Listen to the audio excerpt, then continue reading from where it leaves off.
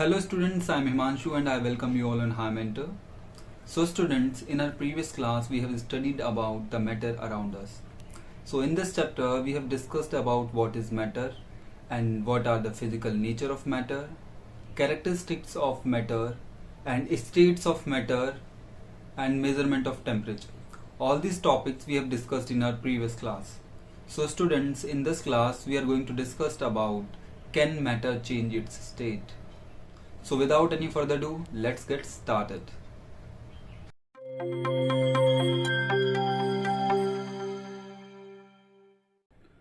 तो बच्चों शुरू करते हैं हमने प्रीवियस क्लास में पढ़ लिया था कि मैटर क्या होता है, कैरेक्टरिस्टिक्स क्या होती हैं मैटर्स की, और हमने देखा था टेम्परेचर के बारे में हमने पढ़ा था।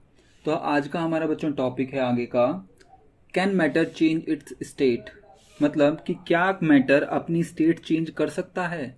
तो इसका सीधा सा आंसर है बच्चों यस, कि मैटर जो है अपनी स्टेट चेंज कर सकता है। फॉर एग्जाम्पल हमने क्या किया, फ्रिज में आइस हमने क्या की, जमा दी, ठीक है, पानी को हमने फ्रीज कर दिया तो वो आइस की फॉर्म में आ गया। अब हमने क्या किया, जैसे ही उसे हीट ट्रीटमेंट प्रोवाइड किया या हीट उसे प्रोवाइड की तो उसने अपनी स्टेट सॉलिड से चेंज कर ली लिक्विड में। अगर हम उसे फर्दर और हीट दे देंगे तो वो लिक्विड से गैसेस स्टेट में चेंज हो जाएगा, ठीक है। तो हम कह सकते हैं कि मैटर जो है अपनी स्टेट चेंज कर सकता है। अब भाई अब बात आती है कि मैटर अपनी स्टेट कैसे चेंज करेगा। तो उसके हमारे पास कुछ प्रोसेस हैं या कुछ स्टेप्स हैं, वो हम देखेंगे। पहला स्टेप है कि बाय चेंजिंग टेम्परेचर, अगर हम टेम्परेचर चेंज कर देंगे तो वो अपनी स्टेट चेंज कर लेगा। दूसरा है कि बाय चेंजिंग प्रेशर, अगर हम प्रेशर चेंज करें तो भी शायद उसकी स्टेट चेंज हो जाए।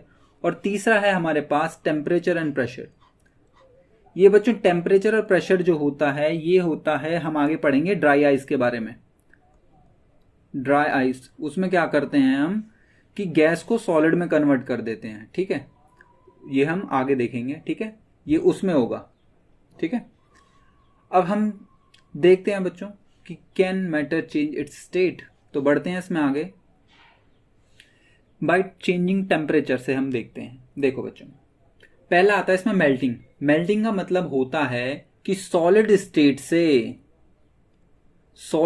लिक्विड में आना। अगर आइस बच्चों पिघलेगी तो वो सॉलिड फॉर्म से लिक्विड में आएगी, ठीक है। तो ये जो मेल्टिंग की डेफिनेशन क्या हो जाएगी हमारी, कि the process by which a solid change into liquid, ठीक है। ये हो जाएगी हमारी मेल्टिंग की डेफिनेशन। अगर डेफिनेशन हमें लिखनी होगी तो हम लिख सकते हैं the process in which solid substance changes into liquid, ठीक है, दैट इज कॉल्ड मेल्टिंग, ठीक है। अब बच्चों इसमें आता है मेल्टिंग से रिलेटेड कि मेल्टिंग पॉइंट।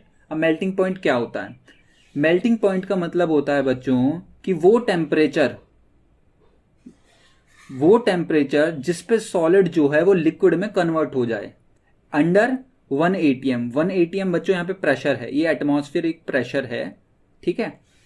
मेल्टिंग पॉइंट होता है वो टेम्परेचर जिसमें सॉलिड जो है वो लिक्विड में कन्वर्ट हो जाए एट 1 atm, इतने प्रेशर पे, तो वो हो जाएगा बच्चों मेल्टिंग पॉइंट, ठीक है।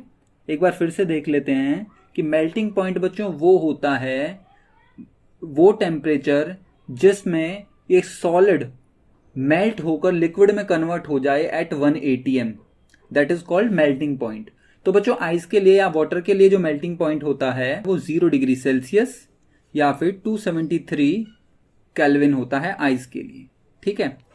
अब देखते हैं कि जो टेम्परेचर है मेल्टिंग के दौरान कांस्टेंट रहता है। क्यों रहता है, जब हम देखते हैं कि जब आइस मेल्ट होती है, जब आइस मेल्ट होके वाटर बनाती है तो हम देखते हैं कि वो पानी जो होता है ना वो बच्चों ठंडा होता है, ठीक है।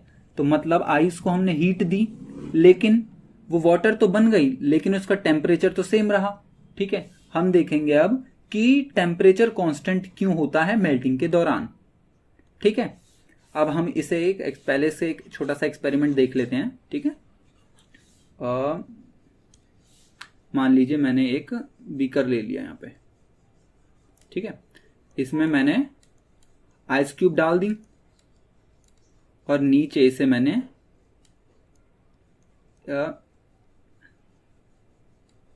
हीट प्रोवाइड की और इसमें लगा दिया बच्चों एक थर्मोमीटर, ठीक है,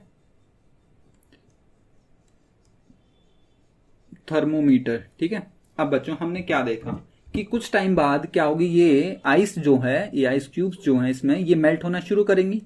लेकिन जब ये मेल्ट धीरे धीरे हो रही हैं, लेकिन हमने देखा जैसे जैसे ये मेल्ट हो रही हैं, हमारा जो टेम्परेचर है, हमारा जो थर्मोमीटर है, उसकी रीडिंग सेम है।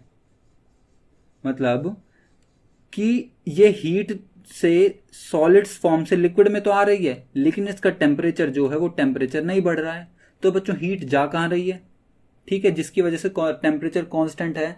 तो इसका आंसर ये है कि बच्चों जो सॉलिड्स होते हैं उनके बीच में, जो सॉलिड फॉर्म होती है वाटर की या किसी भी चीज की, उनके बीच में इंटरमॉलिक्यूलर फोर्स होता है, ठीक है। जब वाटर के मॉलिक्यूल को, जब वाटर फ्रिज होता है या आइस फॉर्म में कन्वर्ट होता है, तो होता क्या है कि इंटरमॉलिक्यूलर फोर्स जो होता है वो वाटर के मॉलिक्यूल को बाइंड कर लेता है, मतलब उन्हें पास पास अटैच कर देता है, ठीक है। तो होता क्या है, जब हम हीट प्रोवाइड करते हैं आइस को तो या किसी भी मेथड से टेम्परेचर प्रोवाइड करते हैं, तो होता क्या है, जो हमारी हीट है ना, उन इंटरमॉलिक्यूलर फोर्सेस को तोड़ने में यूज हो जाती है, जिसकी वजह से टेम्परेचर जो है वो कांस्टेंट रहता है, जिसकी वजह से टेम्परेचर कांस्टेंट रहता है, ठीक है। हुआ क्या बच्चों कि आइस में इंटरमॉलिक्यूलर फोर्सेस हैं जो कि वाटर के मॉलिक्यूल को बाइंड करके रख रखा है जिन्होंने, जिसकी वजह से वो आइस फॉर्म में है। तो होगा क्या, जब हम इसे हीट प्रोवाइड करेंगे तो वो जो हमारी हीट है वो उन इंटरमॉलिक्यूलर फोर्स को तोड़ने में यूज हो जाती है, जिसकी वजह से टेम्परेचर जो है मेल्टिंग के दौरान कांस्टेंट रहता है, ठीक है। आई होप आपको समझ में आ गया होगा, ठीक है। अब हम बच्चों आगे बढ़ते हैं। अगला है हमारे पास लेटेंट हीट ऑफ फ्यूजन, ठीक है। लेटेंट हीट ऑफ फ्यूजन होती क्या है बच्चों, आपने देखा होगा कि आइस जो होती है हमारी, मान लो आइस जो हमारी जीरो, आइस आप सभी को पता है कि 0 डिग्री सेल्सियस पे आइस वाटर फ्रीज होकर आइस बना लेता है। तो आइस हमने देखा होगा कि आइस को जब हम हाथ में लेते हैं तो कुछ टाइम बाद हमारे हाथ में कुछ झंझनाहट सी होने लग जाती है, ठीक है, हमें वो ज्यादा ठंडी लगती है। वहीं अगर हम 0 डिग्री सेल्सियस का वाटर देखें, वाटर वो हमें कम ठंडा लगेगा एज कंपेयर टू आइस, ठीक है। वो होता क्यों है बच्चों, वो होता है लेटेंट हीट ऑफ फ्यूजन की वजह से, ठीक है। अब देखते हैं लेटेंट हीट ऑफ फ्यूजन क्या होती है। तो लेटेंट हीट ऑफ फ्यूजन का मतलब होता है बच्चों कि वो अमाउंट ऑफ हीट जो 1 किलो सॉलिड को लिक्विड फॉर्म में कन्वर्ट कर दे एट एटमॉस्फेरिक प्रेशर, ठीक है। एक बार फिर से देखते हैं कि the amount of heat which is required to change 1 kg of solid into liquid at 1 atm at its melting point। मतलब बच्चों कि 1 kg सॉलिड को लिक्विड में कन्वर्ट करने के लिए जितनी हीट लगेगी 1 एटमॉस्फेरिक प्रेशर पे उसके मेल्टिंग पॉइंट पर, तो वो होगी लेटेंट हीट ऑफ फ्यूजन। एक बार फिर से देखते हैं बच्चों कि 1 kg सॉलिड को लिक्विड में कन्वर्ट करने के लिए जितनी हीट एनर्जी यूज्ड होगी 1 atm पर, उसको हम बोलेंगे लेटेंट हीट ऑफ फ्यूजन, ठीक है बच्चों। The amount of heat energy that is required to change 1 kg of a solid into liquid at atmospheric pressure at its melting point. तो ये होती है बच्चों लेटेंट हीट ऑफ फ्यूजन, ठीक है। अगर आप डेफिनेशन में भूल जाते हैं तो आप ये याद रखिएगा कि जो आइस होती है 0 डिग्री सेल्सियस पर वो अच्छे से कूल करती है या ज्यादा ठंडी होती है as compare to water at 0 degree Celsius. ऐसा होता क्यों है, ऐसा होता है बच्चों लेटेंट हीट ऑफ फ्यूजन की वजह से। आइस जो है वो ज्यादा ठंडी हमें लगती है लेटेंट हीट ऑफ फ्यूजन की वजह से, ठीक है, तो ये तो हो गई हमारी बात बच्चों लेटेंट हीट ऑफ फ्यूजन की। ठीक है, अब हम आगे देखेंगे कि फ्रीजिंग क्या होती है। फ्रीजिंग का मतलब होता है बच्चों लिक्विड से सॉलिड में चेंज होना। मतलब हम वाटर को अगर हम फ्रिज कर देंगे या फ्रिज में रख देंगे, FR फ्रिज में रख देंगे तो वो आइस में चेंज हो जाएगा, उसको हम बोलते हैं बच्चों फ्रीजिंग। मतलब लिक्विड स्टेट से सॉलिड स्टेट में कन्वर्जन होना या चेंज होना।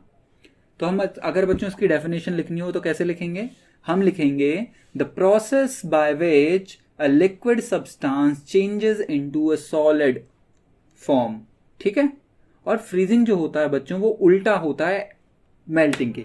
मेल्टिंग में क्या था, मेल्टिंग में सॉलिड से लिक्विड में कन्वर्ट हो रहा था, लेकिन इधर क्या है, इधर हम लिक्विड से सॉलिड में कन्वर्ट कर रहे हैं। ठीक है, तो ये तो हो गई बच्चों फ्रीजिंग की बात, मतलब लिक्विड से सॉलिड स्टेट में कन्वर्जन। ठीक है, यहां भी बच्चों सेम है कि फ्रीजिंग पॉइंट क्या होता है। ठीक है, फ्रीजिंग पॉइंट हम देखते हैं बच्चों कि वो टेम्परेचर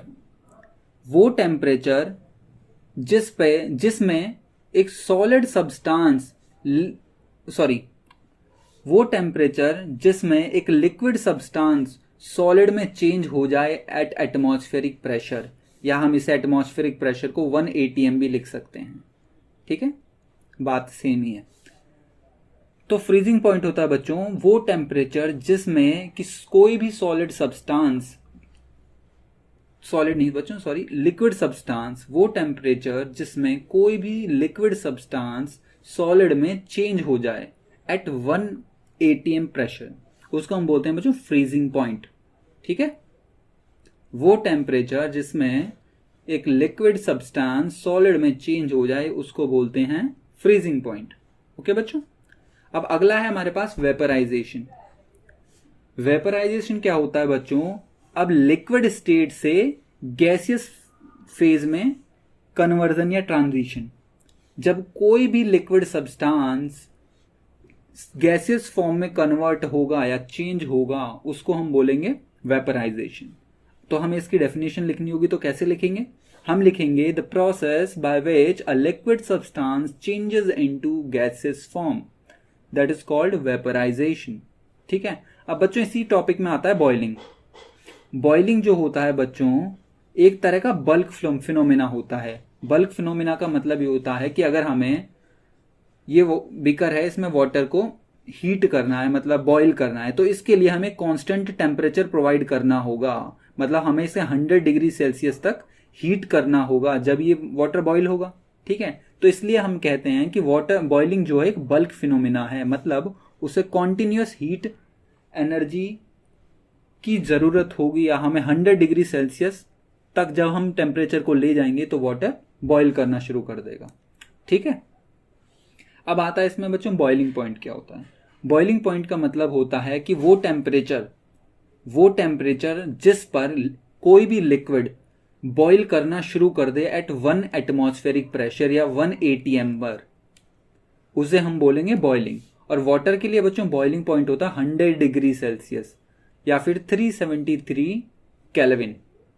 ठीक है बच्चों, बॉइलिंग पॉइंट का मतलब है वो टेम्परेचर जिस पर कोई भी लिक्विड सब्सटेंस बॉईल करना स्टार्ट कर दे एट 1 atm, उसको हम बोलेंगे बॉइलिंग पॉइंट। ठीक है, अब आते हैं बच्चों वेपर पे। वेपर होती क्या है, वेपर जो होती है बच्चों ये गैसियस स्टेट होती है, गैसियस स्टेट होती है जो कि लिक्विड या सॉलिड स्टेट के बीच की एक स्टेट होती है। मैं एक एग्जांपल से समझते हैं, चलो छोटे से एक एग्जांपल से हम समझते हैं। हमने क्या किया, एक बीकर लिया, उसमें पानी हमने डाल दिया और उसे हमने हीट करना शुरू किया। ये हमने इसे हीट किया।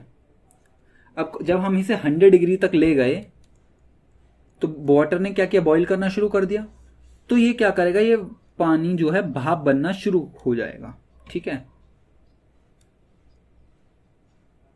तो ये जो बच्चों ये जो ट्रांजिशन होगा, जब ये वेपर्स जाएंगे, ये जो है इनमें कुछ लिक्विड ड्रॉपलेट्स भी होंगी और ये गैसेस फॉर्म में कन्वर्ट हो रही होंगी। तो ठीक है, जो वेपर है, वेपर्स जो होती हैं बच्चों वो गैसियस स्टेट होती हैं किसी भी सब्सटेंस की जो कि लिक्विड और सॉलिड के स्टेट के बीच में होता है। मतलब देखो, लिक्विड में तो हम समझ सकते हैं कि वाटर जब एवापोरेट करेगा या बॉईल होगा तो उसमें से भाप निकलेंगी, वेपर्स निकलेंगी, ठीक है। मतलब कोई भी लिक्विड जब गैसियस स्टेट में जाएगा तो वो जो ट्रांजिशन होगा, जो उसमें भाप निकलेंगी, उनको हम वेपर बोलेंगे, ठीक है। लेकिन आप कहोगे सर सॉलिड में ऐसा कहाँ होता है? सॉलिड तो मतलब रिजिड होता है, ठोस होता है। तो सॉलिड में होता है बच्चों जैसे कैम्फर, हम लिखते हैं कैम्फर, या आपने देखा होगा नेफ्थलीन बॉल्स।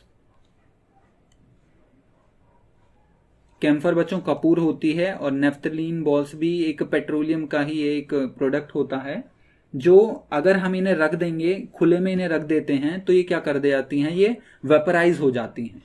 ये अपने आप ही ये सॉलिड स्टेट से गैसियस स्टेट में कन्वर्ट हो जाती हैं। तो इसीलिए हमने बोला कि गैसियस वेपर्स जो हैं वो गैसियस स्टेट है, जो कि वेपर जो है वो गैसियस स्टेट है किसी भी सब्सटेंस की जो लिक्विड और सॉलिड के बीच में एग्जिस्ट कर सकती है, ठीक है।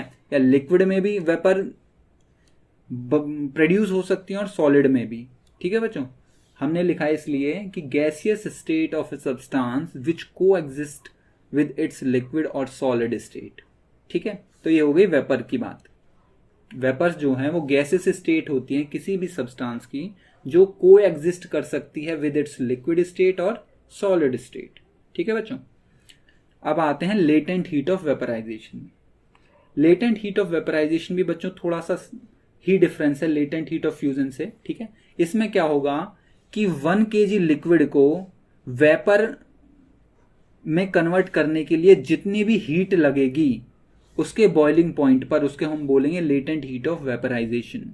हमने लिखा भी है बच्चों, the amount of heat required to convert 1 kg of a liquid into vapours at its boiling point without changing temperature.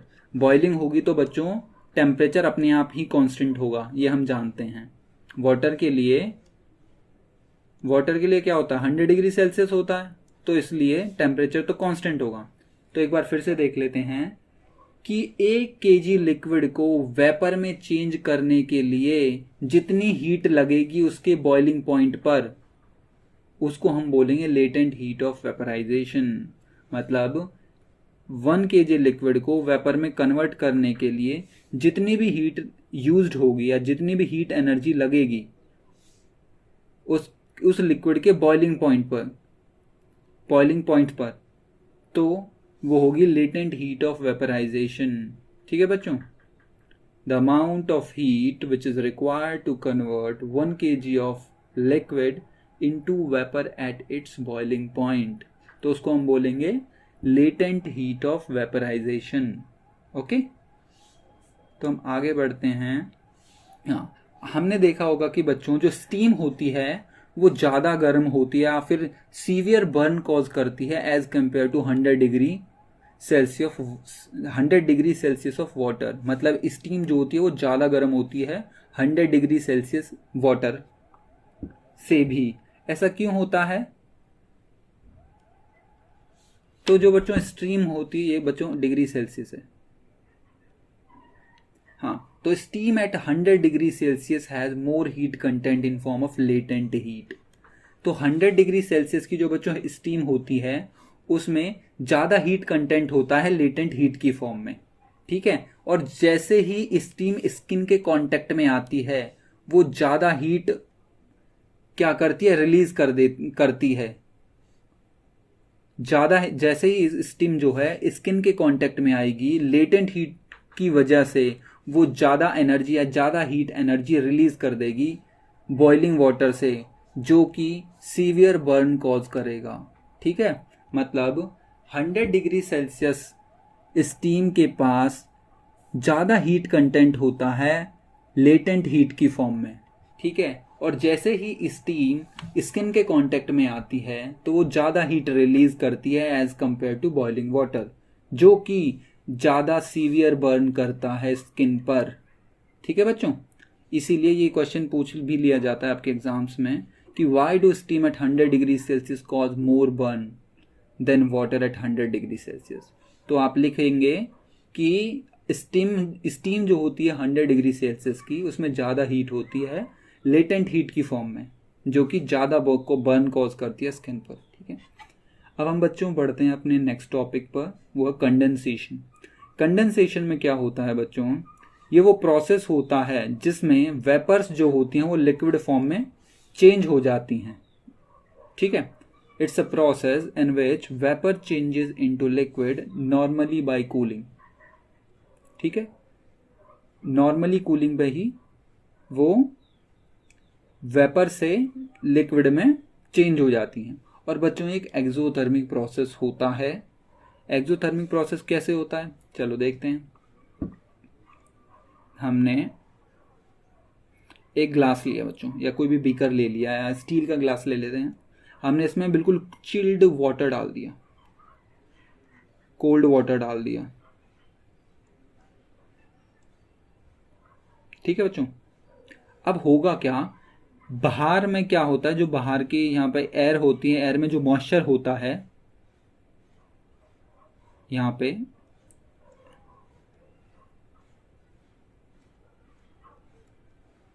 Air में जो मॉइस्चर प्रेजेंट होगा, ठीक है, वो क्या करेगा, अपनी एनर्जी लूज कर जाएगा। ठीक है, जो एयर के पार्टिकल्स होंगे उनके पास थोड़ा बहुत मॉइस्चर जो होगा ना, वो जैसे ही पानी हमने कोल्ड वाटर ग्लास में डाला तो ये बाहर से भी ग्लास ठंडा हो जाएगा, और जैसे ही इसके कांटेक्ट में आएंगे वो एयर के पार्टिकल जिनके पास मॉइस्चर है, तो वो क्या करेंगे, अपनी एनर्जी लूज कर देंगे, और जो वो वेपर है, जो वाटर जो है, वो सिंपली वाटर के पार्टिकल स्टिक हो जाएंगे ग्लास के बाहर। ठीक है, इसीलिए हमने देखा होगा कि हम जैसे ही ठंडा पानी किसी ग्लास में डालते हैं तो बाहर भी मतलब वेपर्स आ जाते हैं। ठीक है, वही होता है बच्चों कंडेंसेशन प्रोसेस, मतलब वेपर जो है वो चेंज हो गई है लिक्विड में। ठीक है, और ये एक्सोथर्मिक प्रोसेस कैसे होता है, जैसे ही हम पानी ग्लास में डालते हैं तो एयर के पास मॉइस्चर होता है, और एयर जैसे ही ग्लास के कांटेक्ट में आती है तो जो मॉइस्चर के पार्टिकल्स होते हैं एयर में वो क्या करते हैं, वो अपनी एनर्जी लूज कर देते हैं, जिसकी वजह से वो एयर वेपर फॉर्म में, जो एयर में जो मॉइस्चर है वो लिक्विड फॉर्म में कन्वर्ट हो जाता है और वो ग्लास से स्टिक हो जाता है।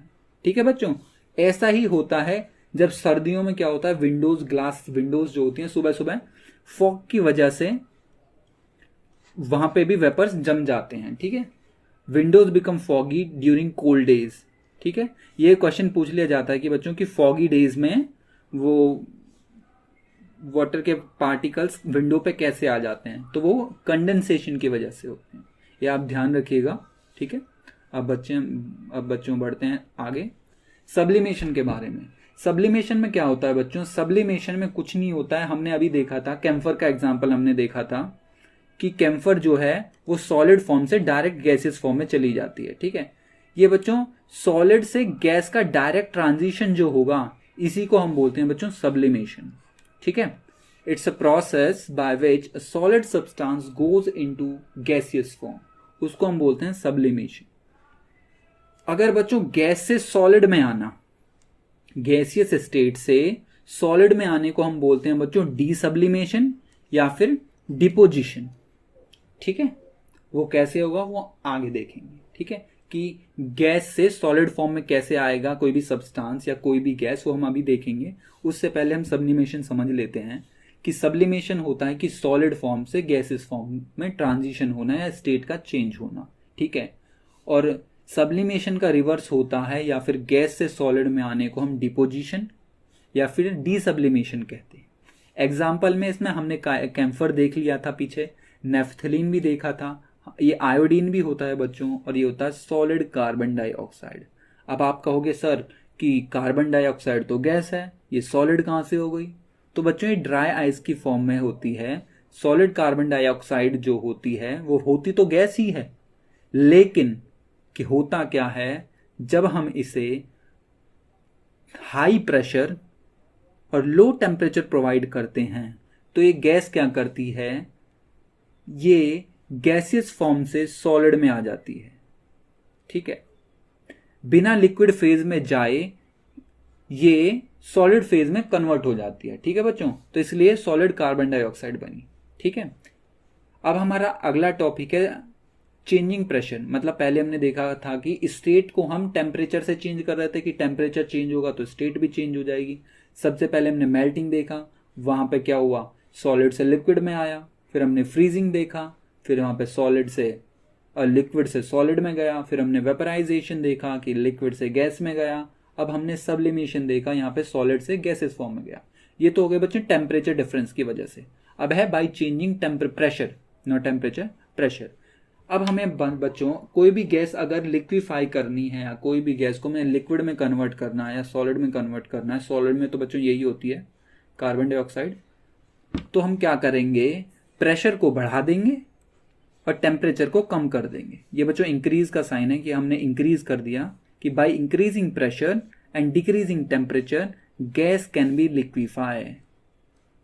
टेम्परेचर बढ़ा के और प्रेशर बढ़ा के और टेम्परेचर डिक्रीज करके हम किसी भी गैस को लिक्विड फॉर्म में कन्वर्ट कर सकते हैं। आपने बच्चों देखा होगा कि एलपीजी सिलेंडर्स देखे होंगे आपने, सीएनजी देखी होंगी, LPG compressed natural gas CNG की फुल फॉर्म होती है, ठीक है। उसमें बच्चों यही होता है कि प्रेशर को वो बढ़ा देते हैं और टेम्परेचर को घटा देते हैं, जिसकी वजह से हम लार्ज अमाउंट ऑफ गैस को एक किसी भी कंटेनर में स्टोर कर पाते हैं, ठीक है। तो ये तो हो गई बच्चों चेंजिंग प्रेशर की बात, ठीक है।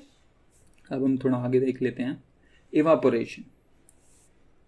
इवापोरेशन बच्चों हम नेक्स्ट क्लास में करते हैं। चलो आज के लिए इतना ही, वरना वीडियो थोड़ी लंबी हो जाती है, आप भी शायद बोर होते होंगे, इसलिए हम आज चेंजिंग प्रेशर तक ही करते हैं, ठीक है। और हम एवापोरेशन को नेक्स्ट क्लास में देखेंगे, ठीक है। यह थोड़ा सा ही है, आपका चैप्टर ये खत्म हो जाएगा। तो हमने अभी तक जितना भी पढ़ा है आप उसे अच्छे से रिवाइज कीजिएगा, ठीक है। अगर आपको कोई भी डाउट होगा तो आप कमेंट में नीचे लिख दीजिएगा कि हमें ये टॉपिक दोबारा से पढ़ना है, तो हम एक नई वीडियो बना के उस टॉपिक को अच्छे से एक बार देख लेंगे, ठीक है बच्चों। तो आज के लिए बच्चों इतना ही, अब मिलते हैं आपको नेक्स्ट क्लास में, ठीक है।